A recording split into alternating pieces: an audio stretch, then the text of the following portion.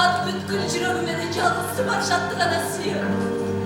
Мурда батыр калайдыр büyüğü yok.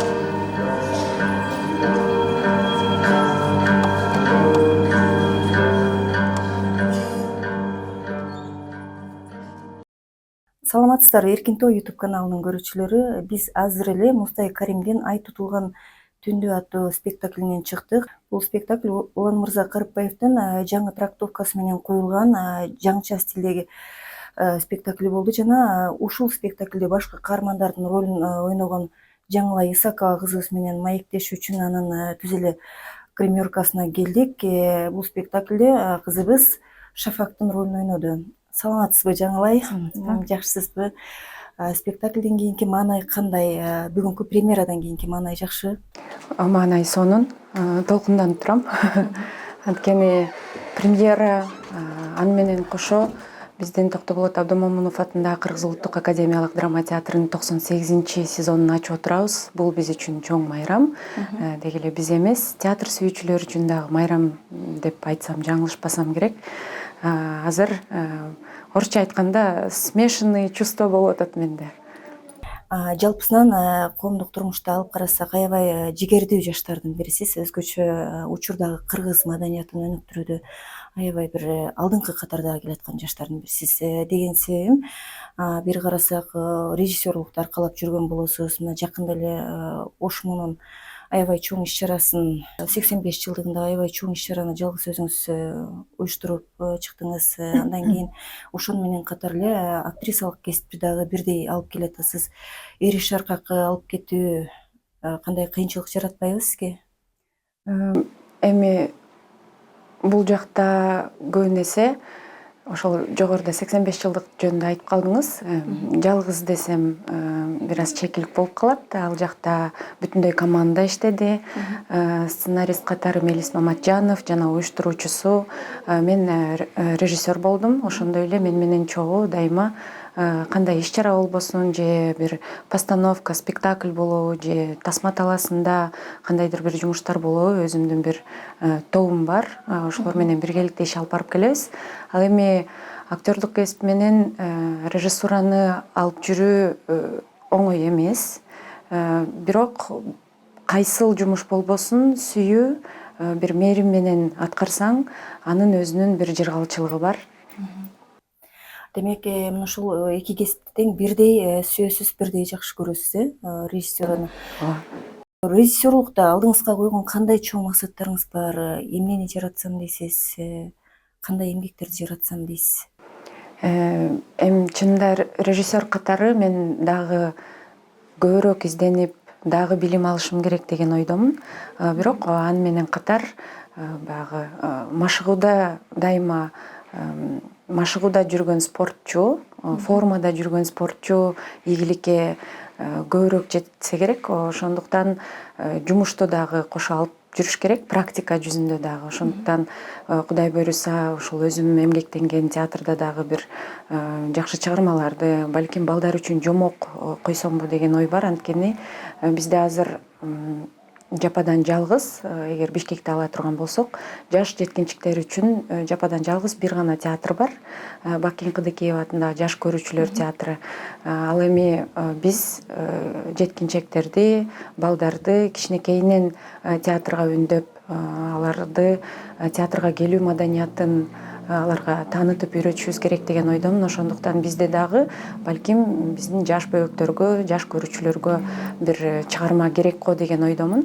Андан сырткары албетте тарыхый бир жакшы чыгарманы койсом, Жаңыл Мырзаны балким сахналаштырсам, же болбосо актриса катары ойносом деген чоң кыялдар бар.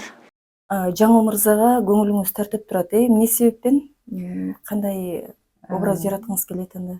Эми анын баатырлыгы, анын даанышмандыгы, тарыхый инсан, чоң фигура. Экинчи чети менин атым дагы ушул бир жагынан алып караганда Жаңыл Мырзанын урматына коюлган. Ошондуктан ушул кыял бар. Тасма талаасында дагы, анан кыргыз театр сахнасында дагы ойносом деген ниет бар. Баарыбызга белгилүү болгондой, атактуу актер Алымкул Исаковдун кызысыз, жалгыз кызысыз десек болот. Жаңылай айым коомдо карасак күчтүү, жигердүү, мыкты кыз. Үйдө кандай, эркелейби атасына, апасына? Биз эки бир тууганбыз. Менин эжем бар. Эжем бар, Айда Исакова. Кыргызстандын эркин күрөш боюнча көп жолку чемпиону. Бирок азыр турмушта, 4 баланын энеси. Ал эжем бир учур болгон. Эжем спорт жагында, ата-энем мен маданият тармагында бир Кудай буйруса көп дагы салымыбызды кошуп өлкө үчүн иштейбиз деген бир ойлор болгон. Эжем ошол спорт жагын тандап кеткен. Ал эми учурда машыктыруучу болуп эмгектенет, үй бүлөсүнөн сырткары. Мен болсо эркелүү болушум керек. Анткени апам дагы атам дагы тамашалап айтып калат. Кандай болбосун, каалаганыңды жасатасың сен де. Кичинекейиңен ушундай болчусуң деп. Биз үйдө негизи эле ата-энеме ыраазычылык, эркиндик берип чоңойтушту. Кичинекей мен чынында эле сахнага аралашып жүрдүм, атамды ээрчип жүрдүм. Көргөн киши бардыгы эле атасынын эрке кызы келатат деп айтышчу. Бирок ошол эле учурда тартип деген бар. Мисалы, үй бүлөдө бир ийгилик болобу же болбосо кандайдыр бир эмгек жасайбызбы, аша чаап, комплимент айтып, бири-бирибизди мактай берген сапат жогураак. Анан атам ошол кээде социалдык тармактардан бир оюн жазып, же болбосо туулган күнү менен куттуктап, жакшы сөздөрүн арнап калса, акыркы күндөрү бир чети таң калыштуу болуп келет. Анткени ошол үйдө эми канчалык эрке, канчалык эркиндик менен чоңойтпосун, ошону менен бирге темирдей тартип дагы бар болчу. Ошондуктан баягы көп жумуш артып алганыма карабастан, ошол тартиптин аркасы менен ушул күнгө чейинки бир кичинекей болсо дагы ийгиликтер коштолуп келатса керек.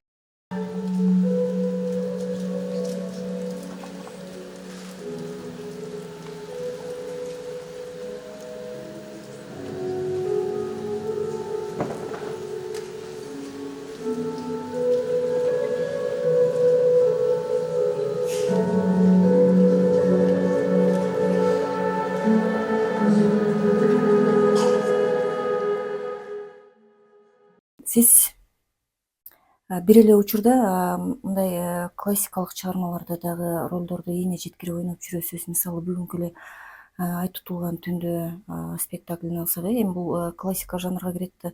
Андан сырткары кассовый фильмдерде дагы ролдорду жаратып жүрөсүз. Деги эле режиссер катары же болбосо актриса, жөн эле кыргыз маданиятын жаратып аткан жаратуучулардын бири катары өзүңүздүн жеке көз карашыңыз кандай? Кассалык фильмдер менен чыныгы баягы маданиятты алга сүрөп бараткан искусство тармагындагы фильмдер. Кассалык фильмдердин дагы өзүн айтайын деген оюм бар. Бир учур болгон, чынында жамгырдан кийинки коз карындай болуп, тасмалар, ошол сиз айтып аткан кассалык тасмалар көп байма-бай тартылып баштады. Азыр болсо ошол сандан сапатка өткөн учурга келатабыз деген ойдомун. Бир учур мен дагы кассалык фильмдерге тартылбайм, фестивальный фильмдерге же болбосо ошол серьезный фильмдерге тартылам деген бир ойлор болчу. Бирок ойлоп көрсөм, бизде рынок кичинекей. Чынында тасма талаасында Жылаңач баатырлар иштейт. Өздөрү бир эле адам, карасаң продюсерликти аркалап аткан, сценарийин да өзү жасап аткан, жазып аткан, өзү чуркап, спонсорлорду издеп, аны кайра кинону элге таанытып жеткирүү дагы өзүнчө бир чоң маселе. Ошондуктан кассалык фильмдер жеңил желпи деген ойдон алысмын. Анткени канчалык көп тартылып атат, демек ошончолук эл сурап атат. Элди алдай албайсың. Элдин дагы азыр табити өсүп баратат деген ойдомун. Демек, акырында баары бир элдин табити жогорулап баратат деген ойдосуз. Бирок буга ишенүүгө болот. Мисалы, бүгүнкү эле театрдагы элдин көптүгү ошол орундарга батпай калышыптыр.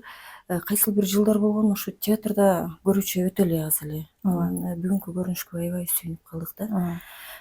Ошол эле бир маекте айтып турсуз, менин улууларга суроом бар депчи, улуу муундагы режиссерлорго дегенсизби, эмне үчүн алар шакирт тарбиялашпайт дегендей бир суроо койгон экенсиз.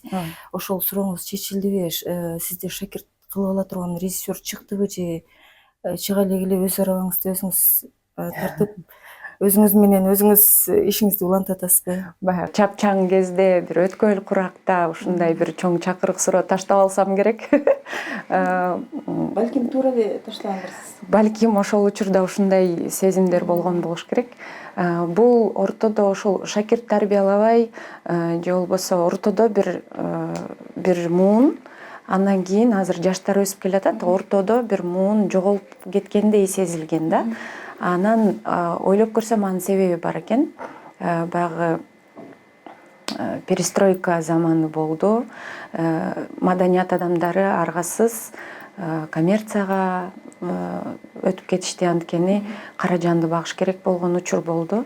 Ошондуктан баягы кинодо дагы, театрда дагы менимче жалаң фанаттар калган.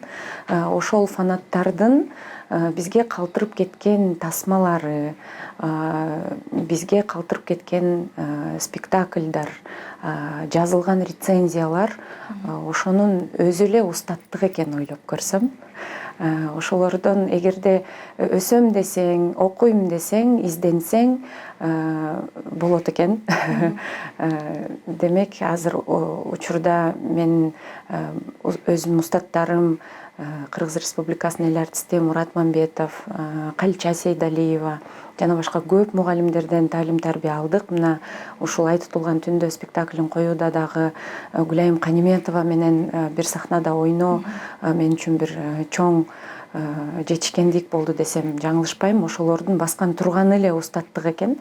Ошолордун этегин кармап, ошолордун аркасы менен Кудай буйруса дагы көп нерселерге жетсек керек. Албетте, ийгилик коштолсун.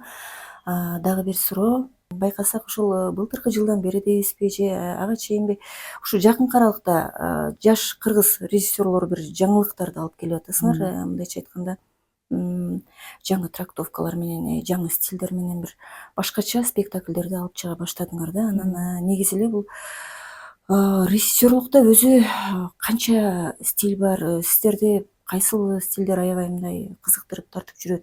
Эмнеси менен, аны кайдан алып чыгып атасыңар? Идеяларды ушул дагы кызык болуп атат. Стилдер аябай көп. Бизде азыр сиз байкап жүргөн болушуңуз керек. Саунд драма аябай мындайча айтканда хит болуп атат десем жаңылышпайм. Стилдер аябай көп. Анан ар бир режиссердун өзүнүн бир стили бар болот десем жаңылбайм. Анан ошол стилди, ошол почеркти табуу, ошого жетүү бул өзүнчө жол, өзүнчө путь. Анан бул нерсенин бардыгы баягы башка өлкөлөргө барып тажрыйба алмашуу. Жакынкы эле биздин кошуна мамлекеттерде дагы кандай сонун спектакльдер коюлуп атат.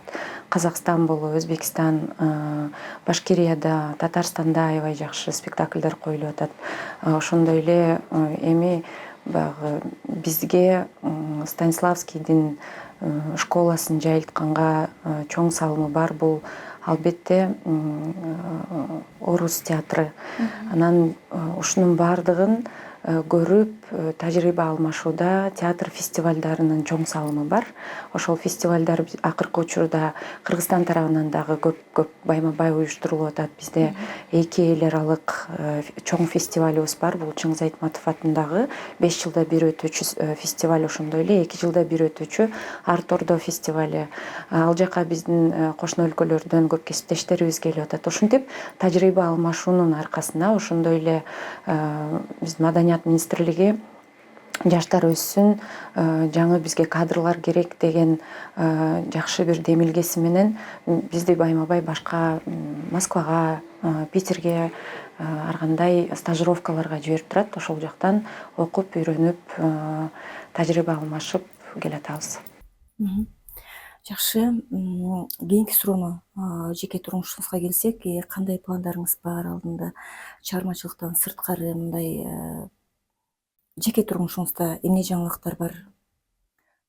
Жеке турмуш эми ушундай суроону берсе эле уялып кетем. Негизи эле интервью бергенден уялам. Анткени мен ойлойм, бизде абдан таланттуу адамдар, кызыктуу адамдар бир эле маданият тармагында эмес, башка тармакта дагы чоң ийгиликтерди жасап, дүйнө жүзүндө бурулуштарды жасап аткан инсандар көп. Ошолордон интервью алса кызыктуураакпы деп ойлойм да. Анын үстүнө жеке жашоону айтаарда эми кичинекей болсо дагы аудиторияга тарай турган болсо, тууган урук көрөт, жакындар көрөт, анан жеке турмушта мындай жаңылык болуп атат деп айткандан, эми бизде баары бир кыргызда кызга 40 үйдөн тыюу деп коет го. Мындай чапчаңдык кылып, ээн баштык кылып, жалпы жумурай журтка айта бергенден бир аз тартынам. Бирок Кудай буюрса, аял затынын орду, өзүнүн үй бүлөсүн куруп, очогун таап башкарып кетүүдө деп ойлойм.